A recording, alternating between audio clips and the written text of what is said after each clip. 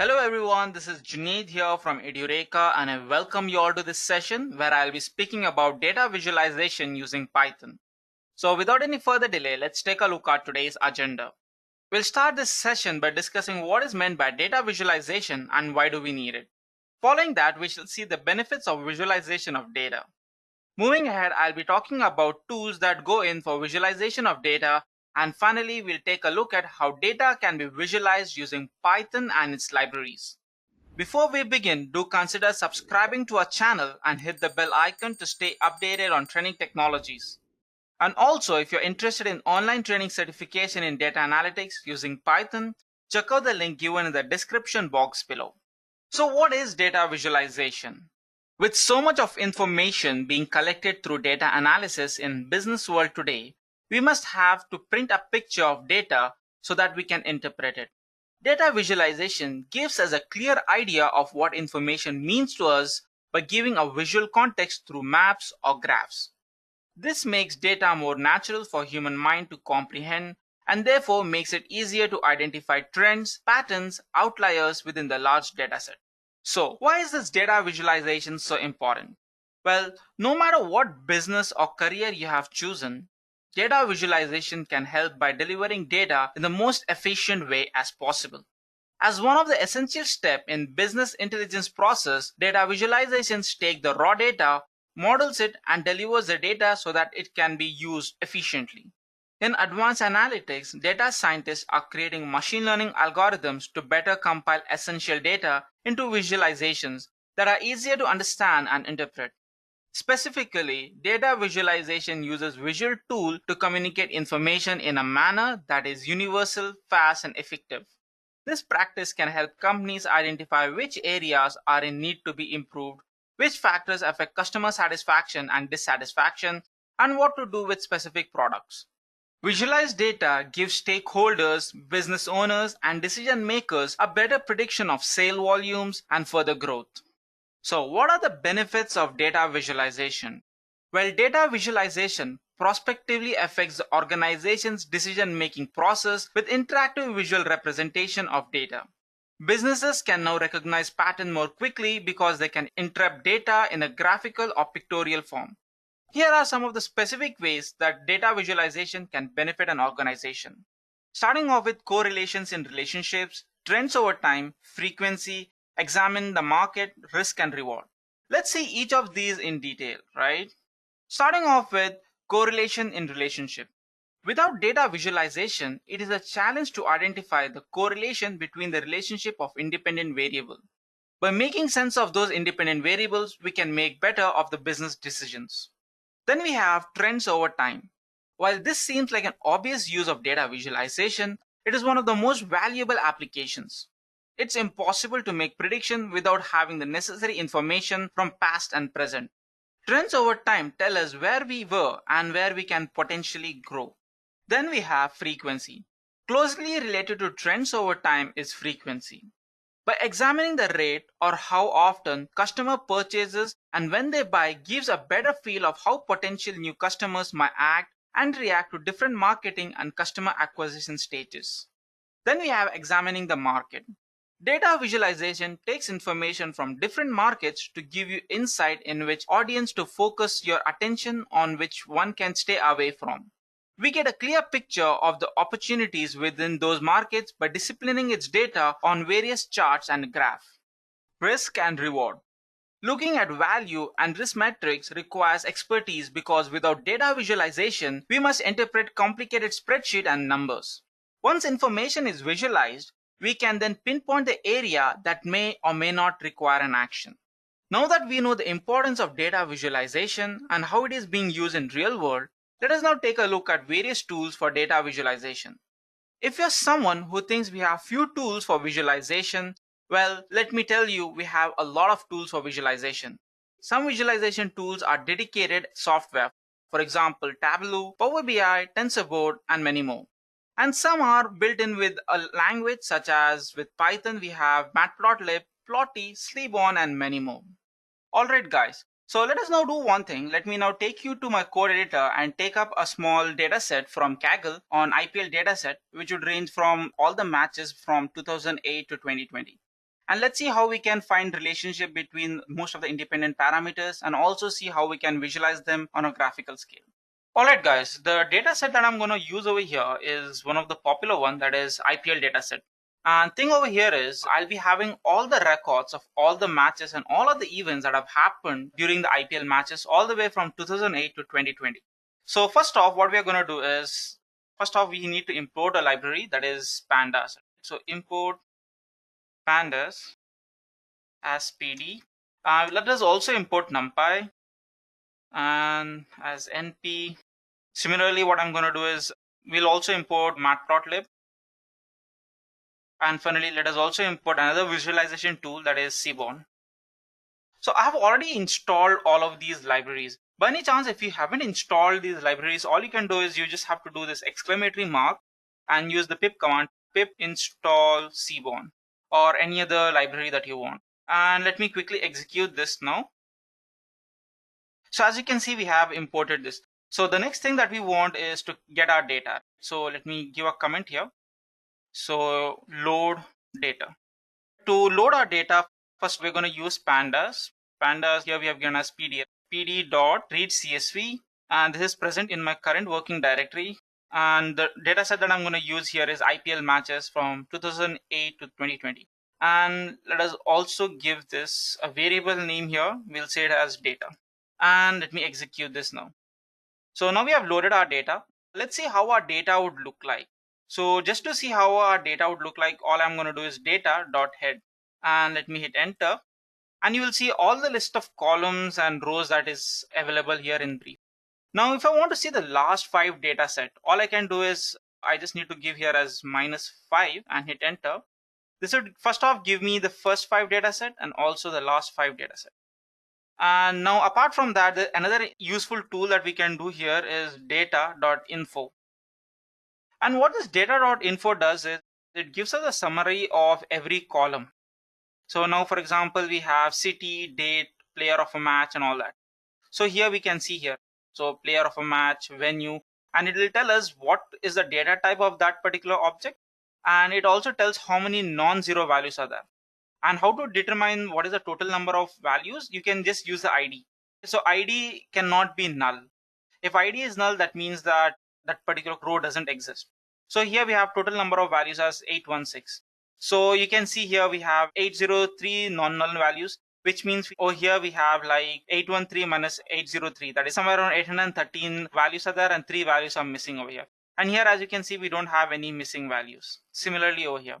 Now what's going to happen here is you can see here method. So method here has a lot of null values. And at the same time, we can say here only method has a lot of null value. So what I can do is I can just drop the method over here. So to do that, what I'm going to do is data.drop.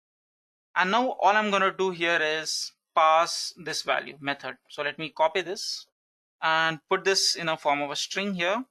And let me give a comment. Drop the method feature.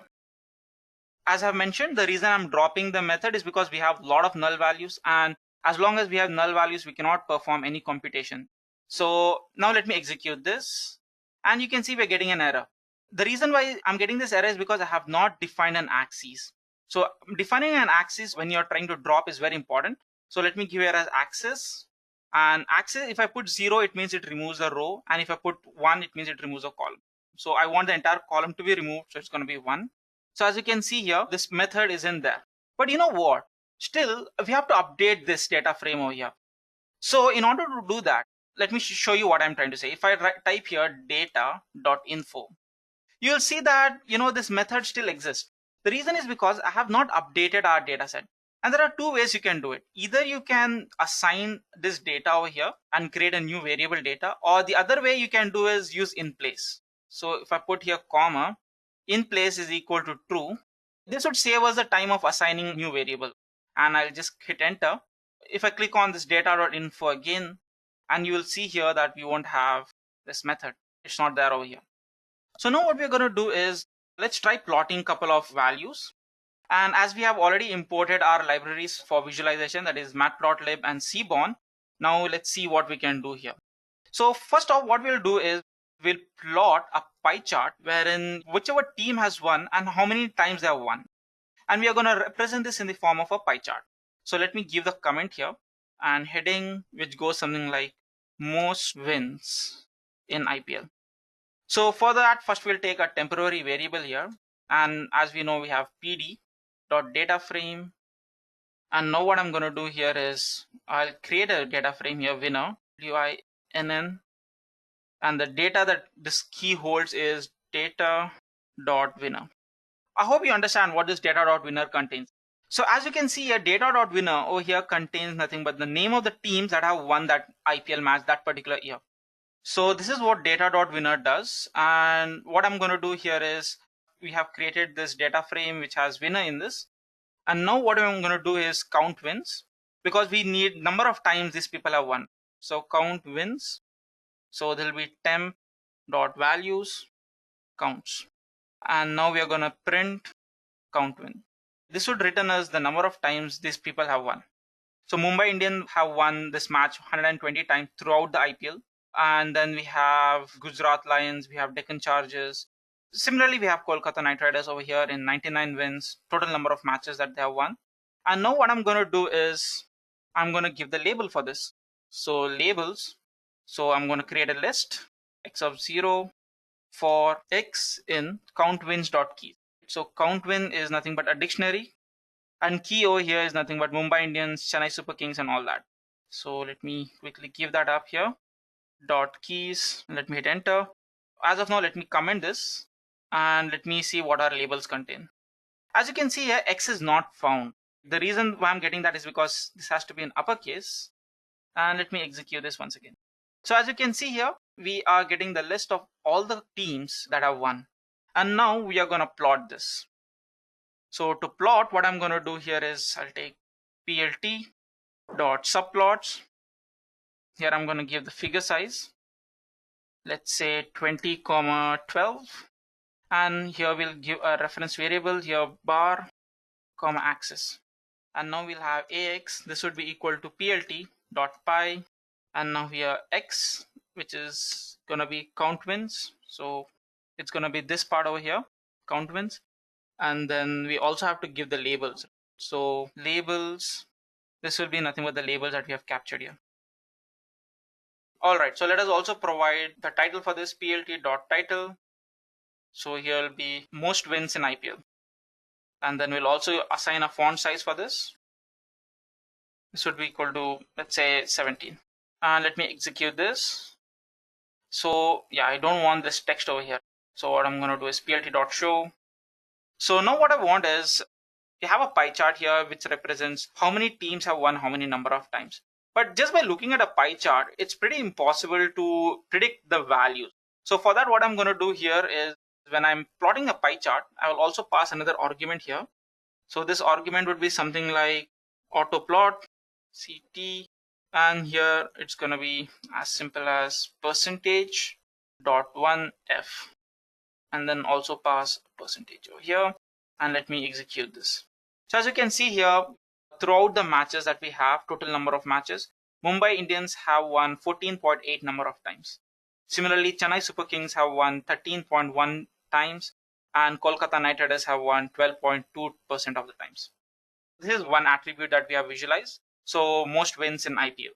All right, so moving ahead, let's take one more value that we can plot. Let's see what we can do, right? So let's take this eliminator over here, and let's see how many number of times there is the most number of wins in the eliminator. So let me give as a comment here. So most wins in eliminator. So most wins in eliminator. So for this, what I'm going to do is, it's pretty simple. We won't be creating any list here or something. I'm going to use cbon here, cbon.countplot. And now all I'm going to do is pass the value. So data of winners. And here I'm also going to pass another list, data of eliminator. And those people have won in this, so it will be equal to y. And the data that this belongs to is our data plot over here, data frame, so data. And let's give the title for this, plt.title. So there'll be most wins in eliminator round, most wins in eliminator. And let's also give a font size. Let's keep it uniform. Let's see what font size we have given here. Let's give it as 17. And also, if I plot this right away, so we are having an error here. It's just a key error. So what I'm going to do is I might have done a small typo here. So let me just copy this and paste it over here. And let me execute this. You can see here the bottom in the x-axis, all of these values have been merged. So we can just change that up by using plt.xtricks. So we have xtricks and we'll just rotate this. Rotation, we will rotate this by 90 degrees. And also I don't want this text part over here, so I'll use plt.show. And yeah, so as you can see here, we have most wins in eliminator, and yeah, we have also rotated our x sticks over here. As you can see here, Rajasthan Royals have won 2 times or 20 times, and then we also have Sunrise Hyderabad who have won 1 match, and so on and so forth. All right, so let's see what other values we can extract from our data set over here. Point that I would like to mention is when you're trying to perform EDA, whatever we are doing now is called as EDA, that is exploratory data analysis. It is very important that you are a master of that particular field. If I'm someone who's totally new to this data set, for example, let's say I don't know anything about IPL. So apart from the team and winner, I won't know the rest of the thing. I don't know how the internal working of this particular system works. So it's pretty important, and I would like, this is something which most of the time people make a mistake, that they don't end up knowing or having enough knowledge about that particular domain. So domain expertise is very important when you're trying to perform EDA. Let's take this toss decision, looks interesting. So when we are looking into toss decision, we need toss winner, and we also need who has won the toss and what they have decided to do with the toss. So let me quickly give this comment here, title. So let me give toss decision. So first off, what we're going to do is we're going to capture the teams, TEAMS, and this would be data, and here we'll give toss winner. And we need unique values, because obviously it's like throughout the years, it's not just that, it's not restricted that a team should win only once in their lifetime. So multiple teams would have won multiple times. And as this was written as the NP array, we can use unique function, which would give us the total teams that have won. So unique, and then we'll hit this bracket. And then let's see how this teams would look like. So this is a small typo that we did. So as you can see here, these are the total number of teams, and let's try finding out some more information. So now here we'll take decision making. This is nothing but a variable that you're doing. So we'll create our data frame, pd.dataframe. And for this data frame, first off, we'll have an empty list here. We'll give the column names here as toss winner. We'll give decision, and then we'll take the time. So this basically tries to say how many times they have won. So now we have created a data frame here, and here this will be the list of the columns that we'll have. And now we obviously have to add values to this data frame. So for this, we'll be iterating using a for loop. So first off, what I'm going to do over here is we have to update these values. I'll be using this for loop. So for element in teams. This is nothing but this teams. But I don't want this. I also want the IDs. So what I will do is for ID comma element in enumerate. So ENU enumerate, and now I'm going to pass teams. So we'll have this list of teams here. So let's take some variable over here, team that bat. So here will be data, and now we are going to pass a value like this. So data and toss winner is equal to element. So basically, if I go here, if I have to show you what I'm doing here, let me take you to the data set. So toss winner contains this part. So toss winner can be Royal Challengers, Chennai Super King, Rajasthan Royals, Mumbai Indians, and whatever it is. So what's happening over here is, so if the toss winner, I'm from taking toss winner, is equal to element. Element is nothing but these values over here. And at the same time, we have data of toss decision is equal to bat. So what this line over here, temp bat, is trying to say is, if the winner, like, okay, we have this list of people, this returns as the list of teams. So now if the list of teams is equal to element and they chose to bat, like for example, Royal Challengers won the toss and Royal Challengers chose to bat, then append this to this value, then append to this decision making. So similarly, I'm going to do this for fielding. I'm going to copy this temp bat and let me paste it over here. And instead of bat, it will be field. And this everything would remain the same, and only thing is, instead of toss decision, it's going to be field over here. And now what we are going to do is we have to append this to this decision making. Append to decision making. So what I'm going to do here is decision making. Let me copy this. So this would be nothing but decision making dot append. So here we have toss winner. So toss winner, and this would be element, and then the decision that they have taken, that is bat, and number of times they have chosen to do that. So times. So it will be TEMP. That is basically we are trying to do this over here. TEMP underscore bat dot counts. So as we cannot fit the entire thing in one line here, so I'll just go down, and we'll also add one more thing here. We don't want the index. So ignore index, and this would be true. So this is decision making only for the sake of bat. So let me do the same thing for fielding. For that, all I'm going to do is copy this and change this from bat to field. So this will be field. So let me just quickly brief up what I have done here. First off, I'm taking the teams that have won. So it will be teams, and it's going to be unique values. And this would return as a list of array, and which has the names of the teams. And now we are going to create a data frame here, creating a new data frame which has toss winner, decision, and time. So we'll iterate this. We have to fill this decision making. So for that, we are going to iterate this over teams. So teams would return as ID and element. So what I'm going to do here is ID is nothing but the 0, 1, 2, 3, so on and so forth. So now what's going to happen is we are going to take the toss winner, whoever has won the toss and they chose to bat, and the people who have won the toss and they chose to field. And obviously we have to append this value to our decision making. So this is what I have done over here. And let me quickly execute this now. So we don't have any errors. Now what we're going to do is, let's see what's there for us in decision making. Because all this we are doing in this particular box or block is appending the value to decision making. So as you can see here, we have toss winner, decision, and number of times they have won. So Royal Challengers Bangalore, they have won the toss 24 times and they chose to bat that time. At the same time, Royal Challengers Bangalore, they have won the toss another 24 times and they chose to field. And just to give you another insight, so we have Gujarat Lions, they have won the toss once, wherein they chose to bat and field once. So now what we'll do is we'll plot this thing over here. So to plot this, what I'm going to do is SNS, that is cbound dot cat plot, and now we'll give here the value of X. This will be toss winner, that is nothing but this part here, toss winner. So let's say toss winner, and then we have Y, that is the number of times they have won the toss, that is nothing but this column, times. We also have to differentiate like whether they have chose to bat or field. So for that we'll have hue would be nothing but decision. So this is hue, and let me fix this over here. And all of these belongs to what data? It belongs to decision making. So data is equal to, what I'm trying to say is it belongs to this data. So let me copy this and paste it over here. And we also have to define what kind of graph that we are trying to use. We are going to use a bar graph. So I'll give kind over here. So this will be bar. Couple more things, height. So we'll give height as 5 and aspect would be 2.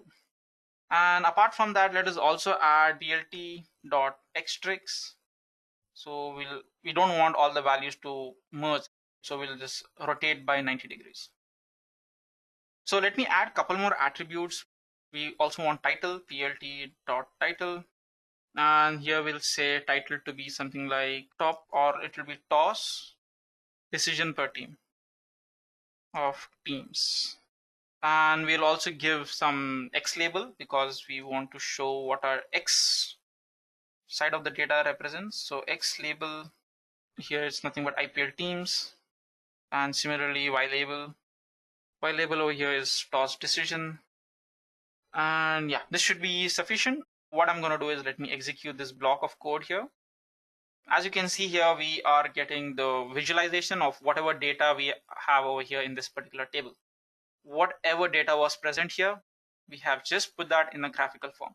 Let me also try removing this text over here. So it will be plt.show, and yeah. So if you can see here, let me zoom out a bit to give you a better picture. So as you can see here, we are getting a bar graph. Here you can see Royal Challengers Bangalore. They have won the toss. Whenever they have won the toss for this many number of times, they chose to bat. You can say approximately 25, and other times they have chose to field. Okay, similarly, you can get it out for other. And as you can see here, this is something which I would like to say. Rising Pune Supergiant. They have won the toss over here. As you can see, they have never chose to bat. They have chose only to field over here. So this is what we can say. And let's take a couple more examples over here. We can also take, let's see what we have. Let's take venues. Venues also good thing. Let's see where famous venues that the matches have been played. So let me give a comment here. Let me say famous venue. So to get the famous venue, all I'm going to do is SNS. Directly we'll plot it up, bar plot. And now here data X over here is going to be data venue. And we for Y we are going to have. So basically we're trying to see number of times they have played in the right. So for that we are going to use value count and dot head.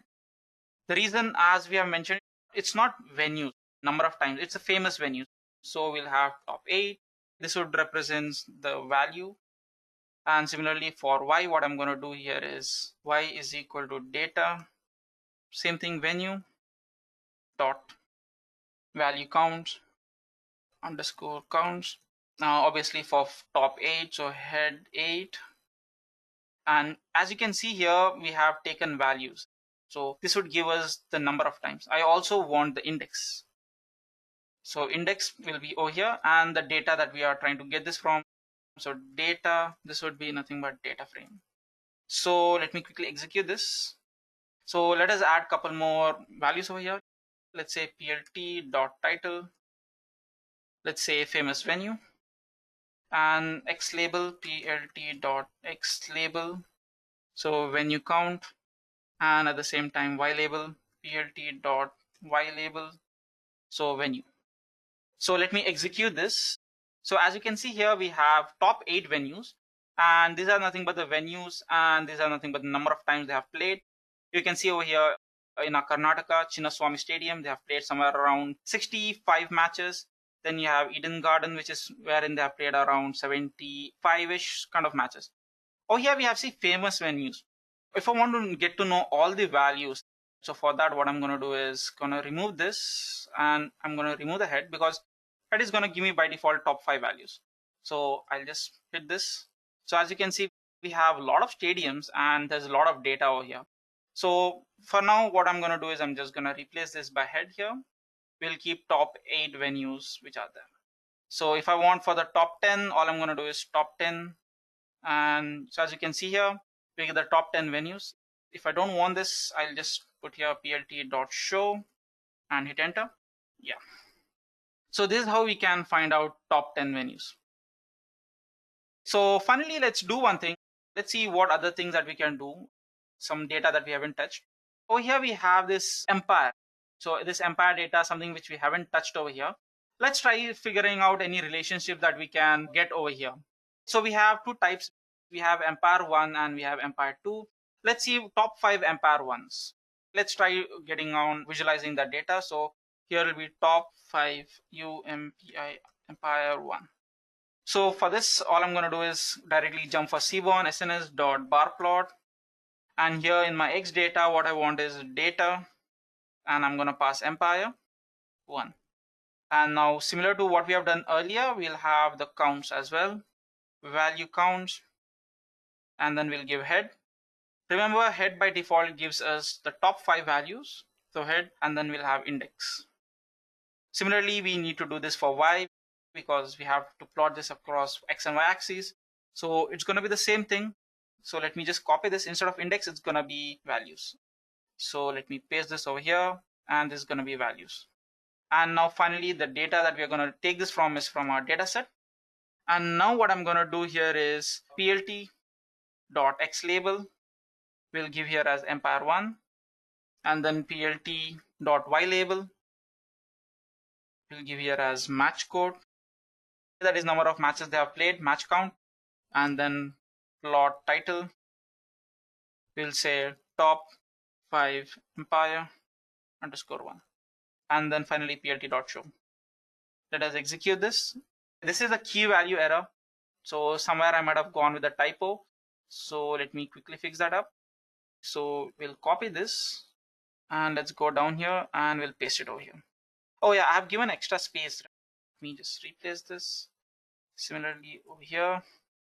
And let me execute this once again. So as you can see here, we are getting the empire list. So here we are having the values that are like overlapping. So what we'll do is xtrix. So plt.xtrix will give rotation. Let's say, let's give it by 35 degrees. 35 is a bit too much. I want it to be a bit clean. So 45 degrees, let's give 90 degrees itself. So as you can see here, we are getting the list of Empire 1 and number of matches that they have looked after. And yeah, these are the top 5. If I want just top 10, you say. If I want just top 2. So all I can do is just give 2 over here.